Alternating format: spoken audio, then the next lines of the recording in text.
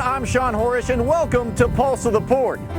We're high above Long Beach Container Terminal overlooking the Middle Harbor redevelopment site.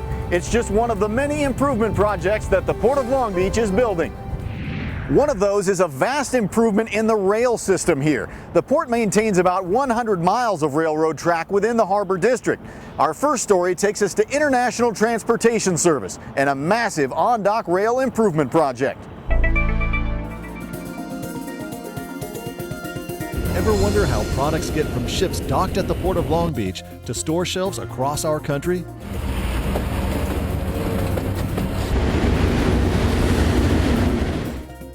A massive network of rail shoulders a lot of the load.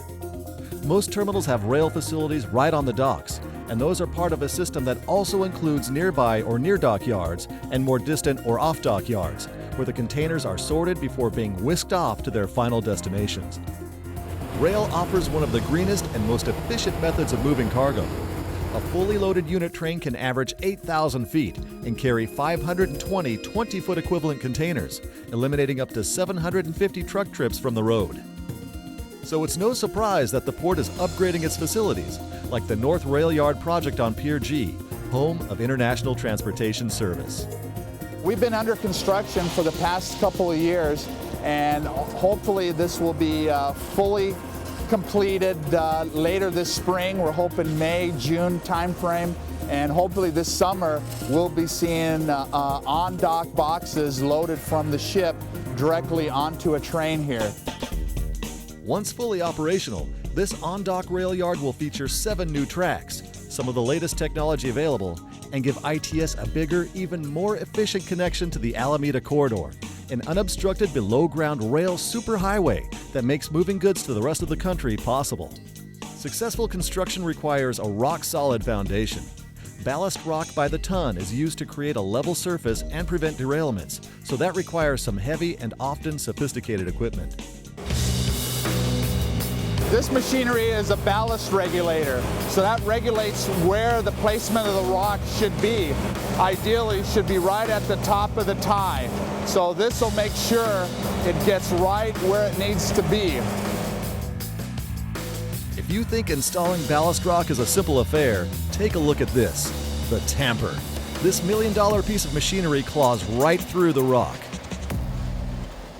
This piece of machinery will actually make sure the rail is at a certain alignment, and also it regulates the ballast underneath. So it's tamping down the ballast almost like a cement mixer does with cement.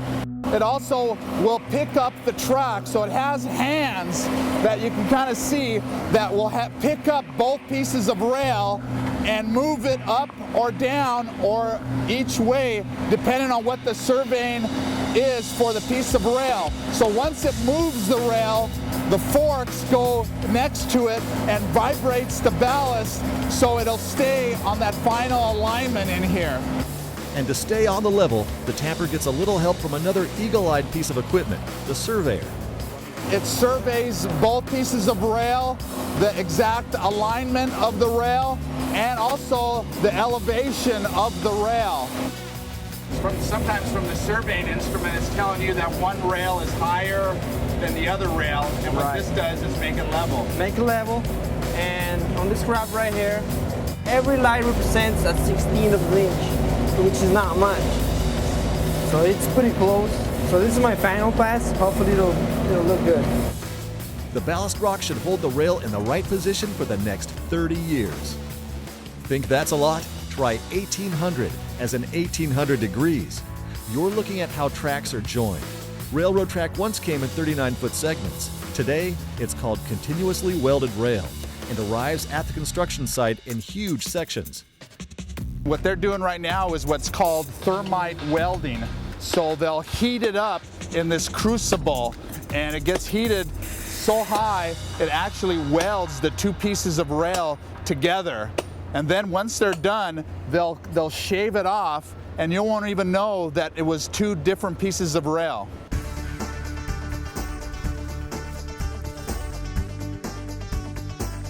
With so many advances happening in rail, it's easy to see why new port construction projects, like the Middle Harbor Redevelopment Project, will feature extensive on-dock rail facilities.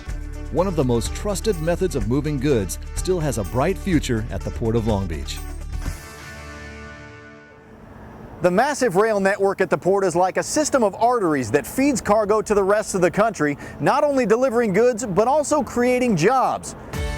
Coming up after the break, we'll introduce you to the MSC Fabiola, the biggest container carrier North America has ever seen.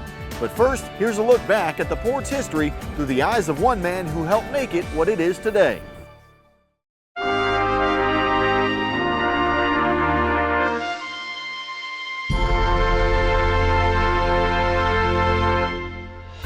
Very first memory was coming to work at the office building at 1333 El Embarcadero, which sunk 30 feet because of subsidence, and they eventually demolished it, and we built a new building there and moved into it in 1960. So my first memory was going into that building and meeting Bob Hoffmaster, who hired me. And that was on June 1st, 1953. And then I went to work for Harry Lown, and he put me to work putting out traffic counters. That was the first thing I did. I designed the first container terminal in the port, and they said, you know, there's going to be a Sealand ship coming in here. First one ever. Came around through the canal from New Jersey and up the coast, and was going to come to the Port of Long Beach, and they had some containers on it, and they had to be offloaded. And of course we didn't have any container cranes or anything like that, so I just saw that area there that was available, and I had it rocked and smoothed, and then I found some 100-year-old railroad ties over at the Port of LA at $1 a piece, and bought those and had our maintenance division spike them down. And then the ship came in, and the ship's gear was the only thing that could lift the containers off, and it lifted them off and put them on a chassis. There weren't any train tracks or anything, so they had to be moved always on a chassis. So that ship's gear would lift them off and set them on the wharf. That was our first container terminal.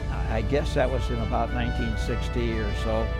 I looked forward to getting up in the morning and coming down to the Port of Long Beach. I don't know how familiar you are with the Port of Long Beach, but it's a wonderful place, great people to work with, and we made money. And I can't remember ever being restricted on a budget for a project that I was designing. You know, well, do what you have to do.